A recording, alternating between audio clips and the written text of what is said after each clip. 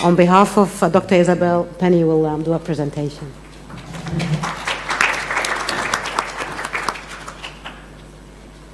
So it's a difficult task to present someone else's paper without it being stilted, so I'm trying to paraphrase. Isabel, because she's actually a trainer of police, her paper is focused particularly on the view that she was using to teach police, and the interaction towards refugees. So she comments that some of the factors are the dynamics of the event, the sense of urgency, the need for a rapid response, the need for direction, and from the personnel who are there on the spot. The language is prompt, non-negotiable, immediate, there's no time lag, there's no, would you please in a few minutes go over there. It's now. It's direct and it's authoritative. And the function of the language is to balance the chaos, to create a sense of control, but it is loaded with an emotion, which Maha managed to avoid. She didn't say, go there fast, but we went.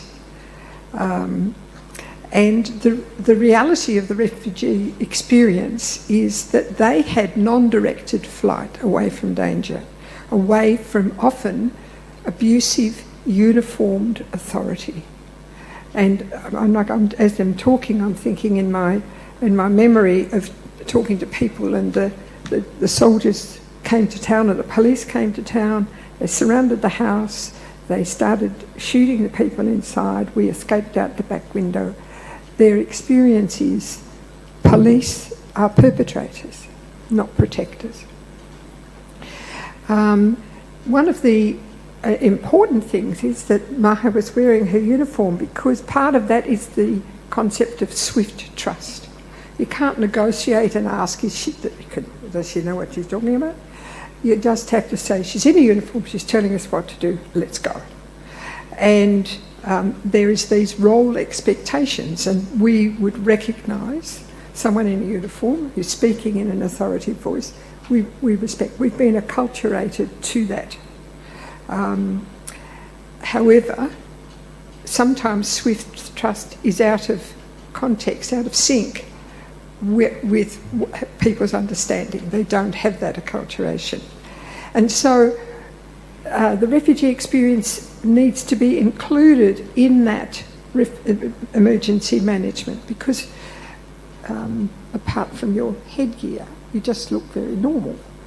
And so we're not going to say, does this lady speak English? We're not going to say, do you have previous experience of trauma? We're just going to say, go. The background of trauma, the background may not be evident, and as was said earlier, the second trauma may be bigger than the first because of the pre-existing ground. And so aspects of the experience of trauma may not be immediately apparent, but should be anticipated when developing strategies or processes. And she's talking in this voice to the emergency response personnel. The person of refugee background may have negative experiences of authority and parents, fear of uniform, and super alert to a contagion of fear, because they've been there, not going to wait. And women that have been in violent relationships see the violence a lot earlier than other people. If it's violence in the street or anywhere, they'll pick it up a lot earlier.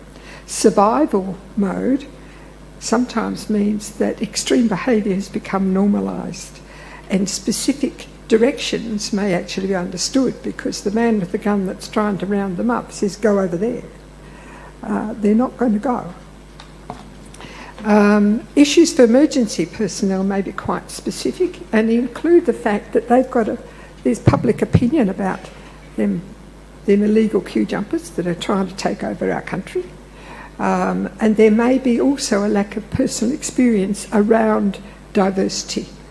I'm working with a lot of people from the Congo and from Uganda and Burundi, and they're quite dark-skinned. Their difference is obvious. Their competence is not. The way they fit in is not. And the unpredictable nature of emergencies is ties in also with the unpredictable response that you may get from someone of a refugee background.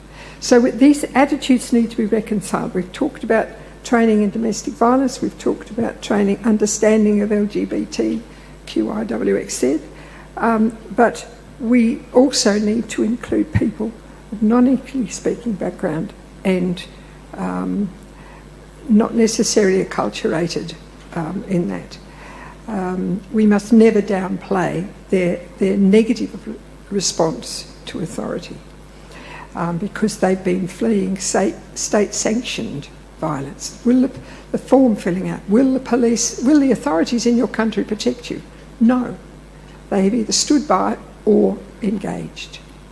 Some refugees rely on this past experience to decide what to do rather than to respond to the standing orders in front of them. So there's confusion in inertia, or they may actually become aggressive.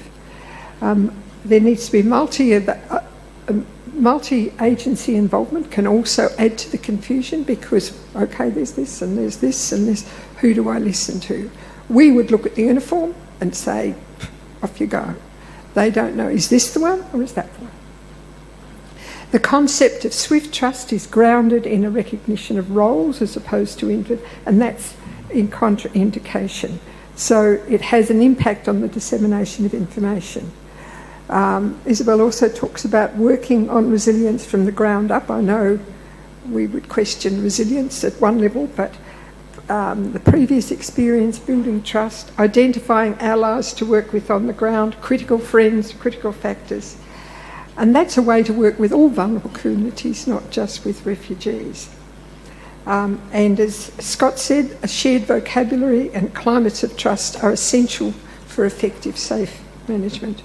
Members of the community looked to play a role. Many of the members of the community will be looking to play a role as agents of change in creating safety themselves. Anecdotally, I heard when the floods were happening in Brisbane and those dreadful flashing floods caused significant death, some of the most effective people were people who didn't have much English but had been in major flooding in their own countries. And they were stepped forward when the majority of people were stunned.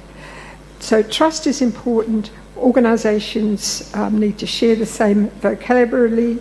And the other concept, because you're standing up, Maha, so that means I've got to stop. She's talking again about role clarity.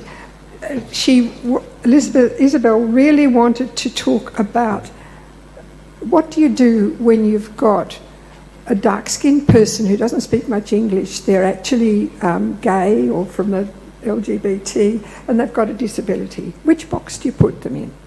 And we really do need to be aware when we're talking about being aware and alert to vulnerability, that we don't end up putting people in boxes that then sabotages how we are going to be able to help them. So thank you very much.